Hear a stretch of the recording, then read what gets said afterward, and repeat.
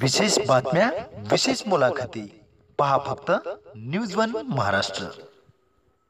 लोकसभा 2019च्या सार्वत्रिक निवडणुकीची तयारी अंतिम टप्प्यामध्ये आली आहे। 39 बीड लोकसभा मतदारसंघामध्ये उद्या मतदान होणार आहे। आज केस 232 अनुसूचित जाती विधानसभा मतदारसंघामध्ये निवडणूक केंद्रावर जोरदार तयारी चालू असल्याचे चित्र पाहायला मिळाले।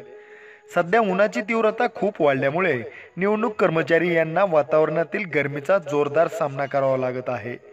केज तालुक्यामध्ये या लोकसभा निवडणुकीकरिता तगडा पोलीस बंदोबस्त मागविण्यात आला आहे। तहसील कार्यालय परिसरामध्ये आज वाहनांची व निवडणूक कर्मचाऱ्यांची मोठी गर्दी दिसून येत होती। उद्या होणारी मतदानाची प्रक्रिया ही शांततेमध्ये पार पाडावी असे आवाहन प्रशासनाच्या वतीने करण्यात आले आहे।